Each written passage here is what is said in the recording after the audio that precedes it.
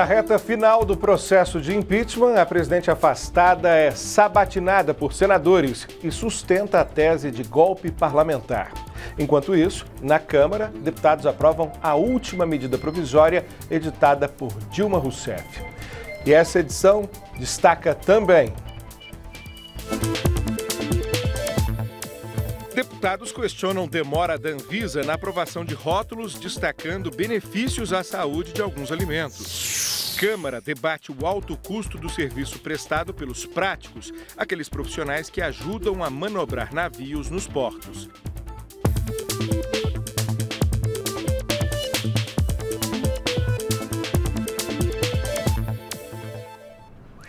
Olá, em Brasília, 1h08 desta terça-feira, 30 de agosto. O Jornal da Câmara começa agora. A vinda da presidente afastada Dilma Rousseff ao Congresso nesta segunda-feira, para se defender perante os senadores, deu início a uma fase decisiva do processo de impeachment. Os parlamentares questionaram Dilma Rousseff numa sessão que durou quase 14 horas. A presidente afastada disse que está sendo acusada injustamente e sustentou a tese de golpe de Estado. Dilma Rousseff falou em humildade ao abrir o discurso diante dos senadores. Nesta jornada para me defender do impeachment, me aproximei ainda mais do povo. Ouvi também críticas duras ao meu governo. Acolho essas críticas com humildade. Até porque, como todos, tenho defeitos e cometo erros. Destacou sua história de vida e se emocionou. Por 2 vezes, vi de perto a face da morte. Quando fui torturada por dias seguidos, submetida a sevícias que nos faziam duvidar da humanidade e do próprio sentido da vida. E quando uma doença grave e extremamente dolorosa poderia ter abreviado a minha existência. Dilma Rousseff defendeu a ideia de que houve a construção de um panorama favorável ao processo de impeachment, articulado por setores da mídia, com o apoio de forças políticas. Todos sabem que este processo de impeachment foi aberto por uma chantagem explícita do ex-presidente da Câmara, Eduardo Cunha. Trata-se de uma ação deliberada, que conta com o silêncio cúmplice de setores da grande mídia brasileira. Estamos a um passo da consumação de uma grave ruptura institucional. Estamos a um passo da concretização de um verdadeiro golpe de Estado. Criticou o processo de impeachment e fez um apelo aos senadores. Não há respeito ao devido processo legal, quando julgadores afirmam que a condenação não passa de uma questão de tempo, porque votarão contra mim de qualquer jeito.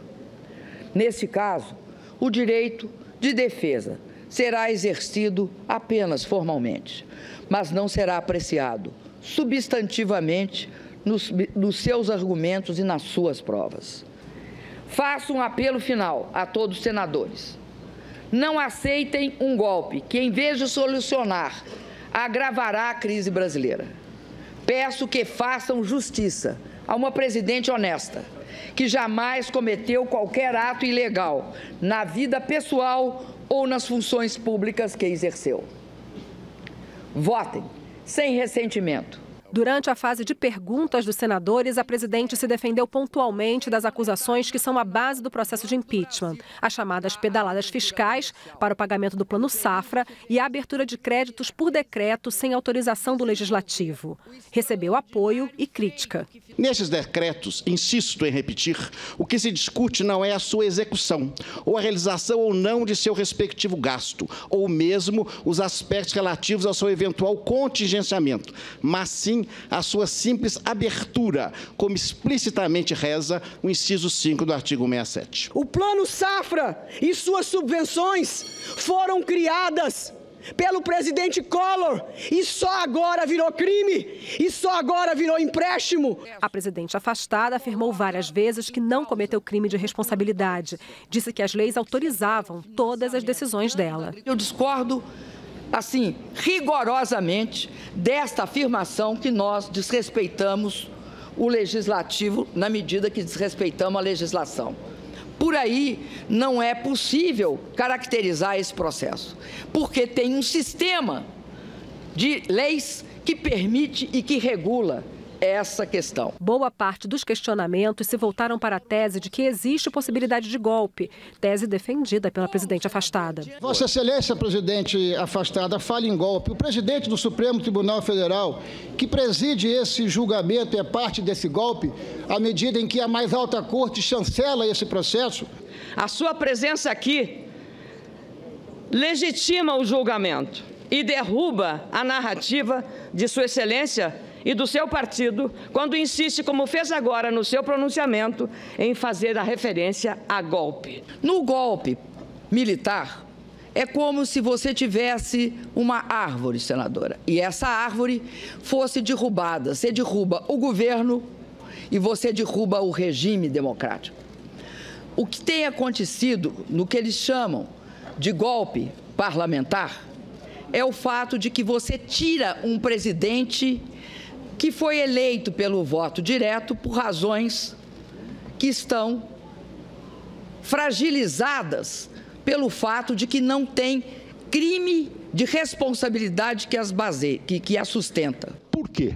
Sabendo disso tudo, a senhora não atalhou esse processo recorrendo ao Supremo Tribunal ou ao Ministério Público Federal.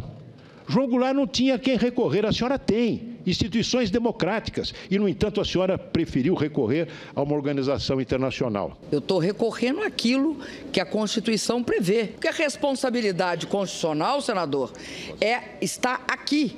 São os senhores senadores que têm, pela Constituição, o poder de me julgar. O que eu estou dizendo, senador, é que se me julgarem sem crime de responsabilidade, senador, é golpe.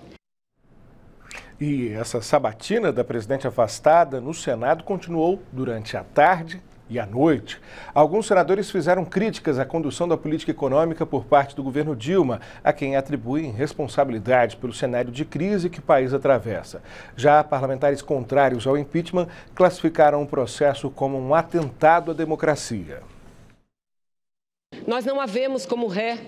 Tenho certeza absoluta que, em breve, a unanimidade da população brasileira assim verá, lhe verá como uma vítima. A senhora talvez seja a representante principal, porque a maior vítima é a nação brasileira, é o povo brasileiro.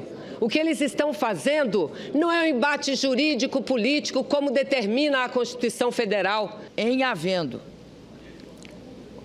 uma decisão que autorize o impeachment sem crime de responsabilidade, nós não só estaremos diante de um golpe, mas, sobretudo, senadora, diante de uma verdadeira eleição indireta. Eu vejo que Vossa Excelência recorre permanentemente aos votos que recebeu como justificativa para todas as atitudes que tomou.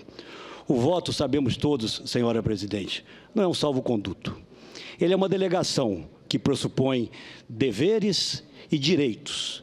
E o maior dos deveres de quem recebe votos é exatamente o respeito às leis, o respeito à Constituição. Eu respeito todos aqueles que concorreram comigo às eleições.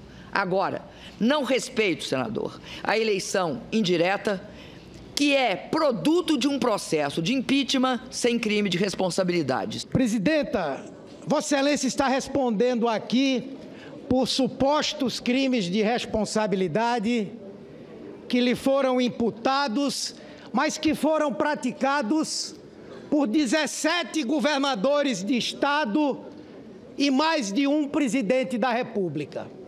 Só a senhora está sendo objeto de um julgamento. A presidenta eleita por 54 milhões de brasileiros e brasileiras é afastada do cargo, se coloca um interino com amplos poderes de demitir, de nomear, inclusive de cabalar votos desse tribunal. O legado que a senhora nos deixa nos está levando a um retrocesso devastador.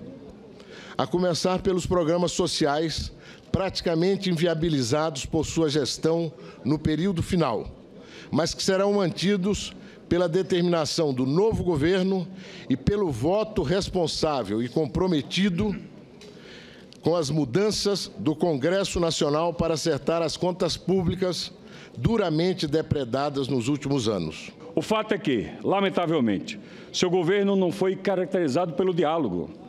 Todos sabemos que essa relação saudável faz-se com diálogo e respeito, e Vossa Excelência não apenas distanciou-se do Congresso Nacional, mas também desrespeitou quando infringiu o artigo 85 da nossa Constituição, atentando contra a lei orçamentária ao editar os decretos suplementares sem a devida autorização do Congresso Nacional. Eu pergunto aos senhores como conseguir dialogar de forma sistemática com 14 partidos e 20, olhe lá, porque dependendo, há um processo de fragmentação dentro dos partidos. Eu acredito que a governabilidade vai passar necessariamente por uma repactuação, senão vai estar instaurada a instabilidade política sistemática em nosso país. Eu decidi apoiar a convocação de um plebiscito assim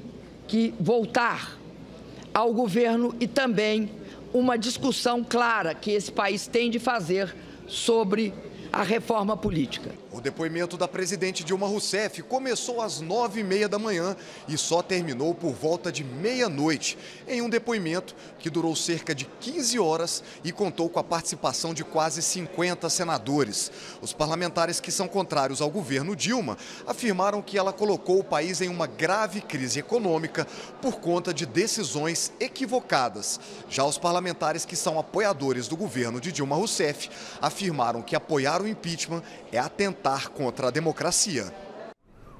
Bom, e nesta segunda-feira a segurança foi reforçada aqui no prédio do Congresso Nacional. Manifestantes não puderam entrar. No edifício principal circularam apenas jornalistas credenciados.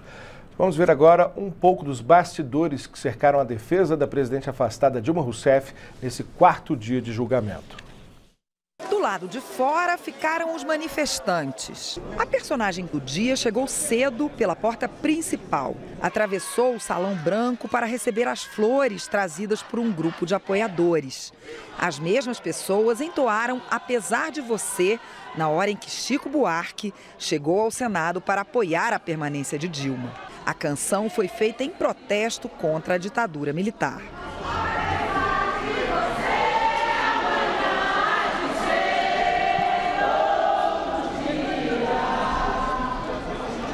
O ex-presidente Lula ficou o tempo todo junto com Chico nas galerias. Fora do plenário, senadores, assessores, advogados como a já famosa Janaína Pascoal, que defende o impeachment, consultores ligados ao PT. Pouquíssimos representantes de movimentos sociais apareceram. O que há para ser definido de mais importante, que é o anseio das ruas, que é o pedido de impeachment da presidente Dilma Rousseff, que foi levado durante muitos meses empurrado pelas manifestações de rua para o Congresso Nacional, para a Câmara dos Deputados, para o Senado Federal, vai ser decidido aí hoje, amanhã, nesses próximos dias. E esse discurso da presidente Dilma Rousseff de hoje serviu simplesmente para corroborar a narrativa do petismo, para ajudar na tal narrativa do golpe, que é um mero combustível para a militância continuar ativa nesse período pós-queda do governo federal. O jornalista Ricardo Amaral escreveu uma biografia autorizada de Dilma Rousseff há alguns anos. Ele disse o que esta segunda-feira significa na visão dele. Como definiu o ex-presidente Lula, hoje é o dia da vergonha nacional, porque nós estamos diante não de um julgamento, nem jurídico nem político, nós estamos diante de um pelotão de fuzilamento. Os argumentos da defesa, os argumentos técnicos, os argumentos dos fatos, nada disso foi levado em consideração. Inglês, espanhol, alemão, turco, japonês. Os idiomas são muitos. Veículos de 13 países estão no Senado somente para cobrir o julgamento final de Dilma Rousseff. 334 novas credenciais foram expedidas, o que mostra que o mundo todo está de olho no que está acontecendo hoje aqui no Brasil. A imprensa estrangeira parece ter uma visão um pouco diferente da nacional sobre o que está acontecendo neste, que é o segundo processo de impeachment por que passa um presidente no Brasil. O jornalista de Barcelona diz que não fica muito claro se realmente a presidente Dilma Rousseff cometeu algum tipo de irregularidade ou se trata, como ela disse, de um momento parlamentar em que vários grupos políticos aproveitam para tirá-la do poder. A repórter da Al Jazeera Internacional diz que nós vimos vários governos sendo forçados a deixar o poder na América Latina. Nós vimos Honduras, Paraguai, tem acontecido muito na América Latina.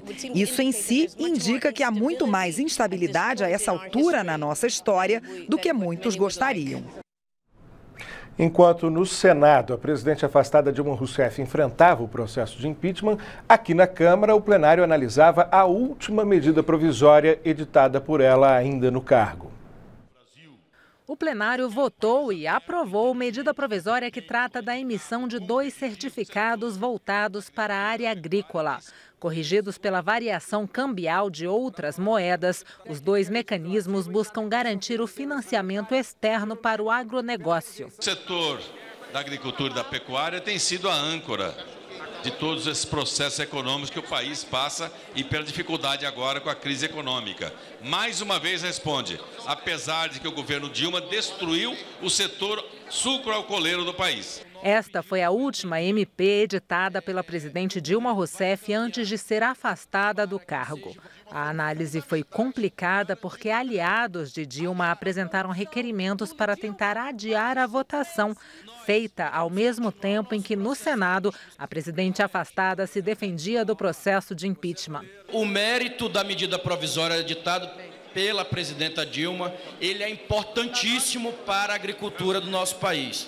Agora, politicamente, nós estamos num dia difícil, um dia onde a casa aqui ao lado está discutindo e vai decidir muito se nós vamos manter as conquistas que nós temos ou se nós vamos ter que recomeçar conquistas de lutas que nós travamos durante décadas e décadas. Presidente Dilma, a senhora, se amasse o povo brasileiro, se a senhora amasse a pátria brasileira, se a senhora amasse os trabalhadores brasileiros, teria renunciado ao seu mandato, do seu pífio governo. A senhora provocou uma hecatombe na economia brasileira.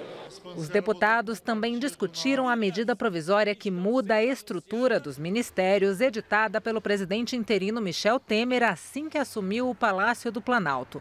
Houve extinção e também fusão de ministérios. E a gente conversa agora com o repórter Paula Bittar, que fala ao vivo do Salão Verde da Câmara e tem outras informações sobre a sessão que acabou há pouco. Paula, boa noite. Além dessa MP que a gente viu na reportagem, os deputados chegaram a colocar a reforma administrativa em votação? Oi, Lincoln, bom dia já para você, né?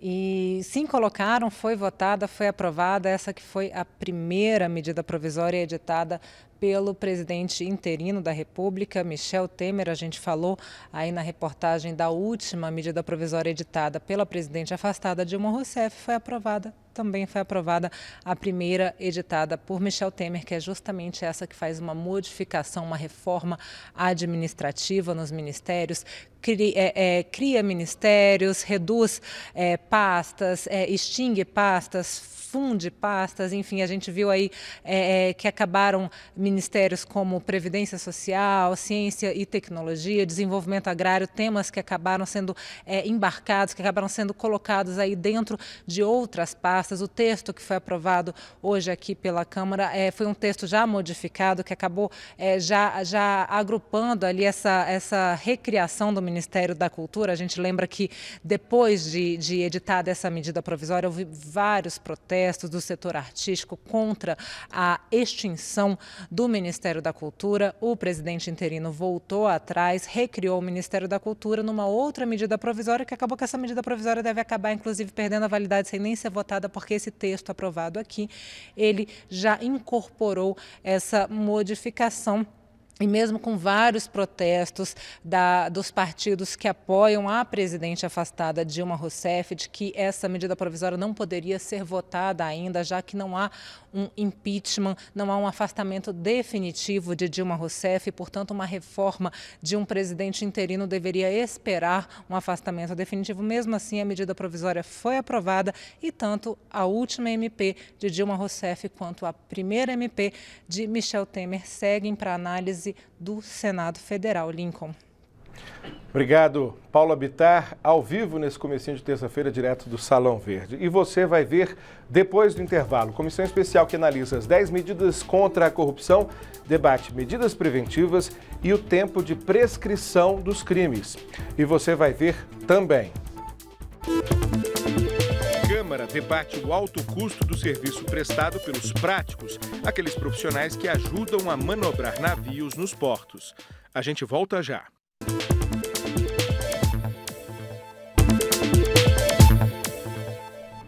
A troca de informações entre os diversos órgãos do poder público e o tempo de prescrição dos crimes foram alguns dos temas debatidos nesta segunda-feira pela comissão que analisa as 10 medidas de combate à corrupção. O procurador do Tribunal de Contas da União sugeriu que o tempo de prescrição dos crimes de corrupção seja aumentado. Para ele, a demora do julgamento pode levar à impunidade. Que o tempo de prescrição precisa ser aumentado, a pena mínima desses crimes precisa ser aumentada, porque isso faz com que a regra de prescrição preveja um tempo maior, para que quem pensa em cometer o crime já imagine que o risco de ser descoberto e o risco de ser punido aumentou, é maior e que, portanto, praticar corrupção não compensa. Já a coordenadora do Centro de Estudos e Pesquisas sobre Corrupção, Rita Biazon, preferiu chamar a atenção para outro ponto do projeto. Ela acredita que é preciso melhorar a troca de informações entre os órgãos de prevenção e combate à corrupção. Um olhar talvez menos punitivo, porque todo o projeto, vamos dizer, 80% do projeto, ele refere-se a aspectos punitivos e voltaria um pouco mais ao olhar sobre o monitoramento. Seria necessário disponibilizar essas informações até para que nós possamos ter ideia de que se há avanços ou não. A gente sempre descobriu e depois foi correr atrás do prejuízo, né? Então, na própria Lava Jato, há uma demonstração, né, do que foi recuperado, mas é sempre depois. Nós precisamos começar a construir mecanismos que permitam, por norma, que haja um diálogo, né, entre os órgãos de controle para fazer aquilo que a gente chama de prevenção. A Comissão de Seguridade Social e Família debateu os procedimentos da Agência Nacional de Vigilância Sanitária, a Anvisa, para a aprovação de rótulos que indiquem que determinado alimento traz benefícios à saúde. Alimentos funcionais são aqueles que, além de suas funções nutricionais básicas, oferecem benefícios à saúde. Quando consumidos como parte de uma dieta usual, eles podem, por exemplo, reduzir o risco de doenças cardiovasculares, diabetes e câncer, entre outras. Um ponto do debate girou em torno da demora pela Anvisa na aprovação para que indústrias de alimentos possam incluir a publicidade desses benefícios, inclusive no rótulo dos produtos que contenham alimentos funcionais entre os ingredientes. É a chamada alegação de propriedade funcional. O que acontece hoje, nesse processo de aprovação de alegações, né, de alimentos funcionais, é que tem um processo longo de aprovação na Anvisa, tanto para o ingrediente quanto para o alimento. E esse processo longo, ele acaba fazendo com que as empresas fiquem pouco motivadas para investir em mudanças, em inovação. Já a representante da Anvisa argumentou que cabe à indústria a comprovação científica dos benefícios à saúde. A empresa que tem que dizer, eu quero registrar esse alimento com essa alegação e apresentar a documentação científica que comprove a alegação. Então, assim, esse é um papel que a indústria ela tem que fazer essa comprovação. Então, muitas vezes, assim, essa alegação ela não tem suporte científico, então a gente não tem como aprovar. O médico Dimitri Omar, da Associação Brasileira de Nutrologia, realçou a melhora da qualidade de vida que os alimentos funcionais podem proporcionar. É provado por A mais B que os alimentos funcionais, eles vão ter uma qualidade de vida melhor, vai oferecer uma qualidade de vida melhor para o paciente. Não só para o paciente, mas para a nova geração.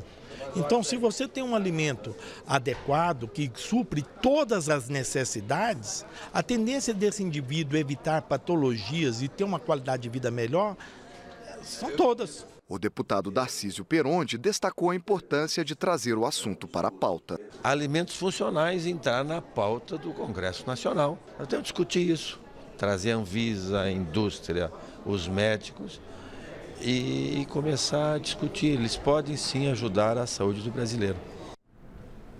A atividade dos práticos, aqueles profissionais que cuidam da manobragem de navios em portos, foi tema de uma audiência pública aqui na Câmara. Em debate está o alto custo do serviço, criticado por empresários do setor.